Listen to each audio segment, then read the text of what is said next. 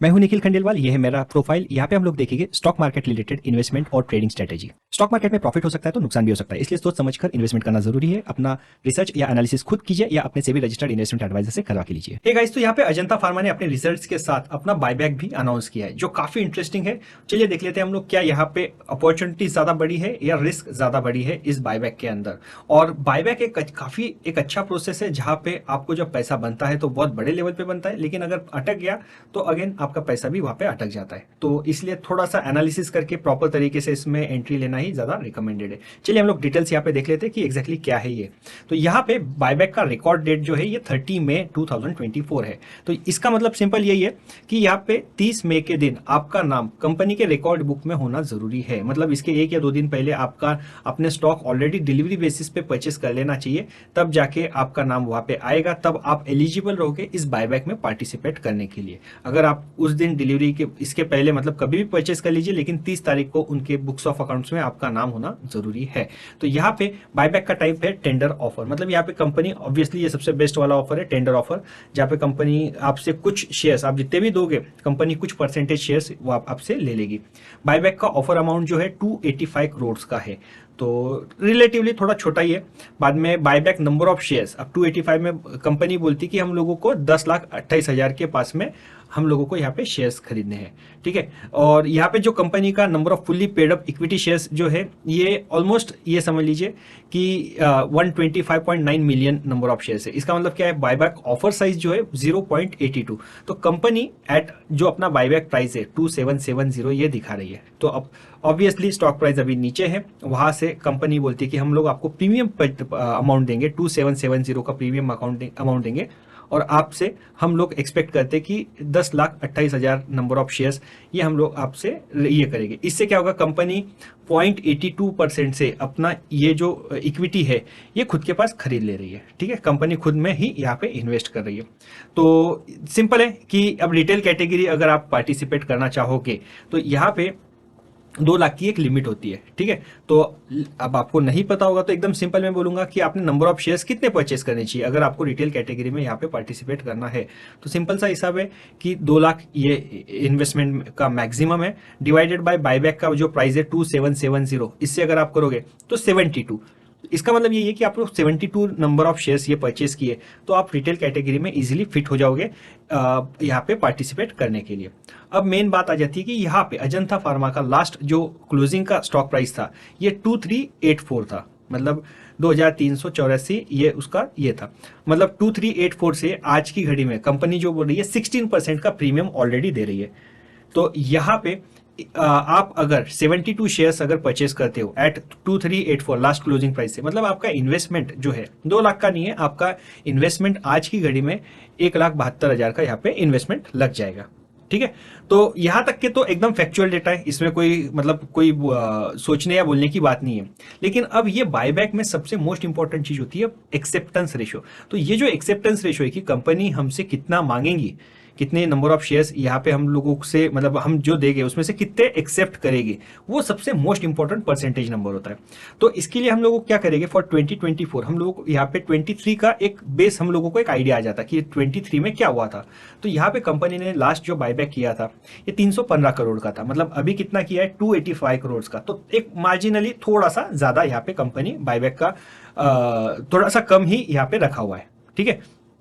तो in short buyback का offer size क्या था, 2.7%। तो पिछली बार जो भी कैपिटल था, जैसे हम लोगों ने अभी जो देखा 0.82%, तो पहले तो परसेंटेज टर्म्स में ज्यादा है। यूजुअली कंपनी बायबैक क्यों करती है कि कंपनी क्या करती है कि हम लोग मतलब आज से लेके जब भी बायबैक का डेट आएगा तब तक, तो जब भी स्टॉक प्राइस यहाँ पे मतलब नीचे अगर गिरता है तो there is a high chances कि बड़े इन्वेस्टर्स यहाँ पे कूद के उन शेयर्स को ले लेंगे। तो अपने गिरते हुए शेयर प्राइस को बचाने के लिए, या कंपनी को अगर लगता है कि हमारा स्टॉक या हमारी कंपनी में अभी बहुत ज्यादा वैल्यू है तो हम हमारे ही शेयर्स में इन्वेस्ट करेंगे, मतलब हम हमारे शेयर होल्डर्स को पैसा देंगे, वो शेयर्स परचेस कर लेके उतनी इक्विटी हटा देंगे, मतलब आगे आने वाले टाइम पीरियड्स में अपने ईपीएस ज्यादा दिखे। तो एक अच्छा पॉजिटिव साइन होता है, लेकिन प्रोवाइडेड की प्राइस कितना है, प्रीमियम कितना है, और बहुत सारी चीजें फैक्टर्स यहाँ पे प्ले इन होते हैं। यहाँ पे बायबैक का प्राइस लास्ट टाइम का जो था वो था 1425 का, तो उसके बाद तो स्टॉक प्राइस ने काफी एक अच्छा खासा अपवर्ड मूवमेंट दिया।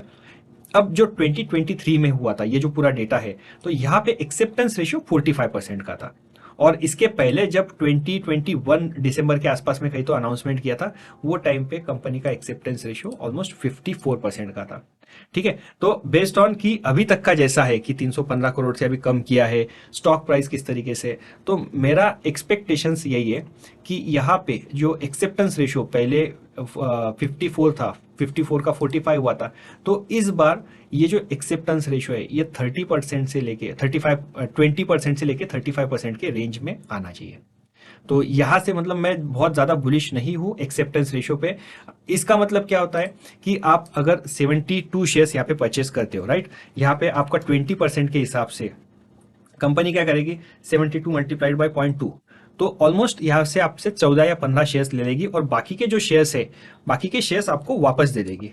तो इसमें 58 शेयर्स आपको वापस कर देंगे अगर हम लोग 20% का एक्सेप्टेंस रेशियो करते हैं। और यही अगर मैं हायर के साइड में अगर बोल दूं 35% में, तो ये क्या होगा कि 72 शेयर्स आपने लिए, कंपनी को दिया कि कहा हमारा ले लो, और कंपनी ने अगर ज़्यादा शेयर्स ली, 35% ले ली, ठीक है, मल्टीप्लाइड बाय 0.35, तो यहाँ पे ऑलमोस्ट 25 शेयर्स कंपनी ले लेगी और बाकी के जो शेयर्स है आपके पास वो आपके अकाउंट में आ जाएंगे, वापस से आ जाएंगे। मतलब ये जो 47 से लेके ऑलमोस्ट 58 इतने शेयर्स आपके पास आंख पे पड़ जाएंगे। आपके जो बाकी के 35% है, ठीक है, तो इसमें आपको लेट्स से कि एक्सेप्टेंस रेशियो के हिसाब से 16% का गेन होगा, तो वो तो बहुत छोटा सा हुआ। लेकिन बाकी के जो शेयर्स आपके पास पड़े, मतलब यहाँ पे 65% शेयर्स आपके पास आ गए, आपकी इन्वेस्टमेंट अमाउंट वहाँ पे अटक गई, और यहाँ पे तो 80% की अमाउंट अटक गई। तो मोटा मोटी अगर मैं बोलूँ, हम लोगों को यहाँ पे रिस्क थोड़ी सी ज्यादा है। अगर रिटर्न्स बहुत ज्यादा होते थे, जैसे आज की घड़ी में स्टॉक प्रीमियम में कितना चल रहा है, सिर्फ 16% में, ये अमाउंट अगर 30%, 35%, 40% ऐसा ऊपर में दिखता था, तो शायद एक बार के लिए नंबर्स भी यहाँ पे प्ले आउट होते थे। अगेन इसमें भी और वेरिएशंस है, मैंने बाकी पूरे कैलकुलेशंस यहाँ पे अभी नहीं किए हैं। सिंपल सा रीजन है क्योंकि ये देख लीजिए, डेट मैटर करती है। यहाँ पे 30 मई को अगर चलिए लेट्स से कि आप पार्टिसिपेट करोगे, आपका नाम आ गया रिकॉर्ड डेट के अंदर, फिर उसके अगले 1 से 2 हफ्ते के अंदर कंपनी बोलेगी कि चलिए आप बताइए किसको कितने शेयर्स देने हैं। आप बोलोगे ये लीजिए मेरे 72 शेयर्स। फिर उसके 1 हफ्ते पीरियड में फिर कंपनी बोलेगी ओके, हम लोग कुछ शेयर्स आपके एक्सेप्ट करेंगे। फिर एक्सेप्टेंस रेशियो जो आएगा वो आएगा, 20%, 35%, 40% जो भी आएगा वो आएगा। उसके बाद फिर कंपनी उतने एक्सेप्ट करेगी, फिर आपके अकाउंट में पैसे भी आ जाएंगे। लेकिन बाकी के शेयर जब रिलीज करके आपके डीपी में आएंगे, तो ये सारा प्रोसेस नेक्स्ट 3 वीक्स से 4 वीक्स के पीरियड में खत्म होगा। तब तक के मतलब ये समझिए जून एंड तक के आपके पास बाकी के जो भी शेयर्स वापस आएंगे वो पड़े रहेंगे। अब मेन आ जाता है कि यहाँ पे अपने इलेक्शन के रिजल्ट भी आ जाते हैं, ठीक है। तो यहाँ पे 4 जून को रिजल्ट है, तो आप ये सारे प्रोसेस में जहाँ पे आप पैसा कमाना चाहते हो, आप सोचते हो कि यार यहाँ पे पॉजिटिव आ गया, इन केस मार्केट अगर नीचे गिर गया तो फिर यहाँ पे परेशानी है। और आप सिर्फ ऐसा मत देख लीजिए, ये अजंता फार्मा का स्टॉक प्राइस है आज की घड़ी में, अगर हम लोग इस पे मैक्स पे लगाए तो ये लाइफ टाइम हाई का प्राइस है। तो लाइफ टाइम हाई के प्राइस पे हम लोग बढ़ चढ़ के इस चीज में पार्टिसिपेट करेंगे, और अगर अटक गए तो वो शेयर बहुत टाइम के लिए अटकेंगे।